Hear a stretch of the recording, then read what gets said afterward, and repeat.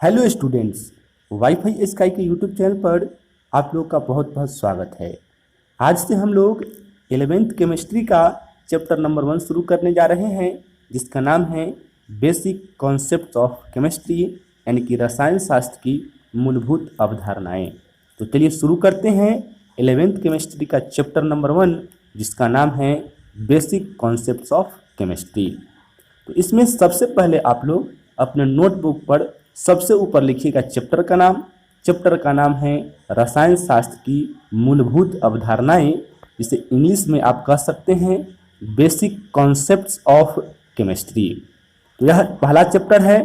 Chapter का नाम मैंने आपको बताया, रसायन शास्त्र की मूलभूत अवधारणाएं, यानी कि बेसिक कॉन्सेप्ट्स ऑफ केमिस्ट्री।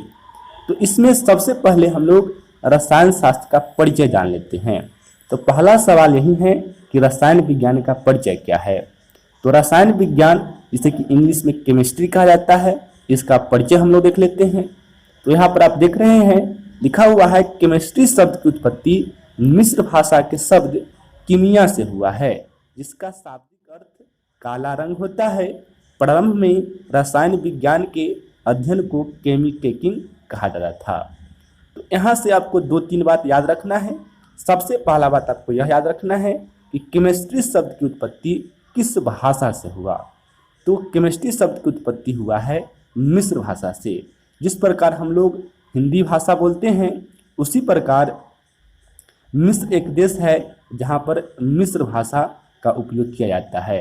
तो केमिस्ट्री शब्द की उत्पत्ति मिस्र भाषा से हुआ। अब वह शब्द कौन था जिससे केमिस्ट्री की उत्पत्ति हुई? तो वह शब्द था कीमिया। आप यहाँ पर देख रहे हैं लिखा हुआ है कीमिया। तो इसी कीमिया वर्ड से केमिस्ट्री शब्द की उत्पत्ति हुई। और यह कीमिया का अर्थ क्या होता है? तो कीमिया का अर्थ होता है काला रंग। कीमिया का अर्थ क्या होता है? काला रंग। आगे मैंने आपको बताया है कि प्रारंभ में रसायन विज्ञान के अध्ययन को केमिटेकिंग कहा जाता था, यानी कि शुरू में रसायन विज्ञान के अध्ययन को केमिस्ट्री नहीं कहा जाता था, बल्कि केमिटेकिंग कहा जाता था। तो ये सब बात आप लोग याद रखिएगा। मैं फिर से आपको बता देता हूँ, केमिस्ट्री शब्द की उत्पत्ति मिस्र भाषा के शब्द से हुआ है। वह शब्द कौन है? तो वह शब्द है कीमिया। कीमिया का अर्थ क्या होता है? तो कीमिया का अर्थ होता है काला रंग। और शुरू में रसायन विज्ञान यानी कि केमिस्ट्री के अध्ययन को क्या कहा जाता था? तो शुरू में रसायन विज्ञान के अध्ययन को केमिटेकिंग कहा जाता था। आगे हम लोग बढ़ते हैं। आगे है इसका परिभाषा। तो इसका परिभाषा लिखा गया है, विज्ञान की वह शाखा जिसमें पदार्थों की प्रकृति, गुण, संरचना, उपयोग आदि का सैद्धांतिक एवं प्रायोगिक अध्ययन किया जाता है, रसायन विज्ञान कहलाता है। तो रसायन विज्ञान का परिभाषा है क्या, इस बात को आप लोग समझिए। तो इसका परिभाषा है कि विज्ञान की वह शाखा इसमें पदार्थों की प्रकृति, गुण, संरचना, उपयोग आदि का सैद्धांतिक एवं प्रायोगिक अध्ययन किया जाता है। तो आप इन बातों को अच्छी तरह से समझ लीजिए। प्रकृति का मतलब क्या होता है? तो किसी भी पदार्थ की प्रकृति से मतलब यह है कि वह पदार्थ कैसा है, ठोस है, द्रव है, यह गैस है, यह सब उसकी प्रकृति को बताता है। गुण आप लोग समझते ही होंगे कि गुण का मतलब क्या होता है। संरचना का मतलब होता है कि उसका आकार, कोई भी पदार्थ है तो उसका संरचना कैसा होगा, यानी कि उसका आकार कैसा होगा। और उपयोग का मतलब भी आप लोग अच्छी तरह से समझते हैं। आगे लिखा गया कि सैद्धांतिक एवं प्रायोगिक अध्ययन। सैद्धांतिक का मतलब कि पहले उसका थ्योरी पढ़ा जाता है और फिर लैब में जाकर उसका प्रैक्टिकल किया जाता है, यानी कि प्रायोगिक अध्ययन किया जाता है। तो आप लोग अच्छी तरह से इसको याद कर लेंगे कि पदार्थों की प्रकृति, गुण, संरचना, उपयोग आदि का सैद्धांतिक एवं प्रायोगिक अध्ययन ही रसायन विज्ञान कहलाता है। आगे बढ़ते हैं हम लोग। आगे देख लेते हैं। अगला सवाल है कि रसायन विज्ञान का पिता यानी कि फादर ऑफ केमिस्ट्री किसे कहा जाता है? तो रसायन विज्ञान का पिता कहा जाता है लेवोजियर को।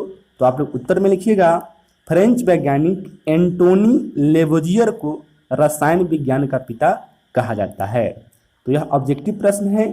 आप लोग याद रखें कि रसायन विज्ञान का पिता यानी कि फादर ऑफ केमिस्ट्री किसे कहा जाता है? तो फ्रेंच वैज्ञानिक, फ्रांस एक देश है जिसे कि इंग्लिश में फ्रेंच कहा जाता है, और वहीं के वैज्ञानिक है एंटोनी लेवोजियर। किसी किसी बुक में लफबाजे भी लिखा रहता है, तो लेबोजियर लिखा रहे या फिर लहवाजे लिखा रहे, आपको कन्फ्यूज नहीं होना है, दोनों एक ही व्यक्ति का नाम है। तो फ्रेंच वैज्ञानिक एंटोनी लेबोजियर को रसायन विज्ञान का पिता यानी कि फादर ऑफ केमिस्ट्री कहा जाता है। अगला प्रश्न आप लोग लिखिएगा कि भारतीय रसायन विज्ञान का पिता यानी कि फादर ऑफ इंडियन केमिस्ट्री किसे कहा जाता है? तो इसका उत्तर लिखा हुआ है कि पीसी राय को भारतीय रसायन विज्ञान का पिता कहा जाता है। तो यह भी ऑब्जेक्टिव प्रश्न ही है। तो एग्जाम में अगर आपसे फादर ऑफ केमिस्ट्री पूछा जाए तो आपका आंसर होगा एंटोनी लेबोजियर, और यदि भारतीय रसायन विज्ञान का पिता पूछा जाए तब आपका आंसर होगा पीसी राय। तो उम्मीद है कि मैंने जो अभी तक आपको बताया है आप लोग अच्छी तरह से इसको समझ गए होंगे। आप लोग इसका स्क्रीनशॉट ले सकते हैं, जब वीडियो समाप्त हो जाए तब आप लोग नोटबुक पर इसको नोट कर लीजिएगा। आगे बढ़ते हैं। आगे है कि रसायन विज्ञान का वर्गीकरण यानी कि क्लासिफिकेशन ऑफ केमिस्ट्री। तो रसायन विज्ञान को 3 पार्ट में बांटा गया है। आप लोग याद रखिए कि मुख्य रूप से रसायन विज्ञान को 3 पार्ट में बांटा गया है। इसमें पहला है भौतिक रसायन, जिसे कि इंग्लिश में फिजिकल केमिस्ट्री कहा जाता है। दूसरा है अकार्बनिक रसायन, और अकार्बनिक रसायन को इंग्लिश में इनऑर्गेनिक केमिस्ट्री कहा जाता है। तीसरा है कार्बनिक रसायन, और कार्बनिक रसायन को हम लोग अंग्रेजी में ऑर्गेनिक केमिस्ट्री कहते हैं। तो आप लोग दिमाग में सेट कर लीजिए कि रसायन विज्ञान का वर्गीकरण में रसायन विज्ञान को 3 पार्ट में बांटा गया, जिसमें पहला है फिजिकल केमिस्ट्री, दूसरा है इनऑर्गेनिक केमिस्ट्री और तीसरा है ऑर्गेनिक केमिस्ट्री। तो उम्मीद है कि ये बात आप अच्छी तरह से समझ गए होंगे।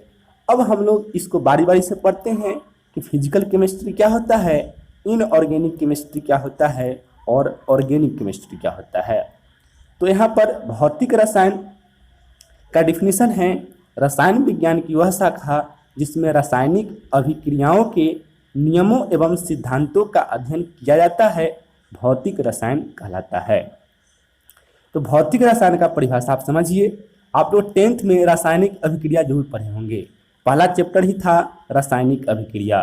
तो रासायनिक अभिक्रिया के कुछ नियम होते हैं और उसका कुछ सिद्धांत होता है। तो रासायनिक अभिक्रिया के नियम और सिद्धांत का अध्ययन रसायन विज्ञान की जिस शाखा में किया जाता है उसी को भौतिक रसायन कहा जाता है। यदि आपसे कोई पूछे कि भौतिक रसायन किसे कहा जाता है तो आपको बताना चाहिए कि रासायनिक अभिक्रिया के नियमों एवं सिद्धांतों का अध्ययन रसायन विज्ञान के जिस शाखा में किया जाता है उसी को भौतिक रसायन कहा जाता है।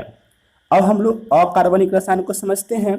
तो इसका डिफिनीशन है रसायन विज्ञान की वह शाखा जिसमें तत्वों एवं अकार्बनिक यौगिकों का अध्ययन किया जाता है, अकार्बनिक रसायन कहलाता है। तो अकार्बनिक रसायन में क्या है इस बात को आप लोग समझिए। इसमें मैंने लिखा है कि तत्वों कुल मिलाकर अब तक 118 तत्वों की खोज हो चुकी है। तो इन 118 तत्व का अध्ययन और अकार्बनिक यौगिक, अकार्बनिक यौगिक का मतलब है कि जिसमें कार्बन उपस्थित नहीं रहता है। तो कुल 118 तत्व एवं वैसे यौगिक जिसमें कार्बन उपस्थित नहीं है यानी कि अकार्बनिक यौगिक का अध्ययन रसायन विज्ञान की जिस शाखा में आप करेंगे उसी को क्या कहा जाएगा, अकार्बनिक रसायन कहा जाएगा। तो ये भी आसान परिभाषा ही है कि तत्वों एवं अकार्बनिक यौगिकों का अध्ययन अकार्बनिक रसायन कहलाता है। अब हम लोग देख लेते हैं कार्बनिक रसायन को। तो कार्बनिक रसायन का डिफिनीशन है रसायन विज्ञान की वह शाखा जिसमें कार्बनिक यौगिकों का अध्ययन किया जाता है, कार्बनिक रसायन कहलाता है। तो इसमें सिर्फ कार्बन के विषय में ही पढ़ना होता है। कार्बनिक रसायन जैसा कि बोलने से ही लग रहा है कि कार्बन के विषय में इसमें पढ़ाई होगा, और बात बिल्कुल सत्य है कि कार्बनिक रसायन में केवल कार्बनिक यौगिकों का ही अध्ययन किया जाता है। तो कार्बनिक यौगिक का अध्ययन करने के लिए रसायन विज्ञान में एक स्पेशल पार्ट्स दिया गया है और उसी को हम लोग कार्बनिक रसायन कहते हैं। तो आप लोग रसायन विज्ञान का वर्गीकरण अच्छी तरह से समझ गए होंगे। मैं फिर से आपको रिवाइज कर देता हूँ। रसायन विज्ञान के वर्गीकरण में रसायन को 3 पार्ट में बांटा गया, पहला भौतिक रसायन, दूसरा अकार्बनिक रसायन और तीसरा कार्बनिक रसायन। भौतिक रसायन किसे कहते हैं, तो रासायनिक अभिक्रिया के नियमों एवं सिद्धांतों का अध्ययन रसायन विज्ञान की जिस शाखा में होता है उसे भौतिक रसायन कहते हैं। अकार्बनिक रसायन में तत्वों एवं अकार्बनिक यौगिकों का अध्ययन किया जाता है, और कार्बनिक रसायन में कार्बनिक यौगिकों का ही सिर्फ अध्ययन किया जाता है। तो ये रहा रसायन विज्ञान का वर्गीकरण। तो पहले पार्ट में हम लोग इतना ही बात को पढ़ेंगे। मिलते हैं हम लोग फिर पार्ट नंबर 2 के साथ। हमारा वीडियो आपको कैसा लगा कमेंट करके जरूर बताइएगा। तब तक के लिए धन्यवाद।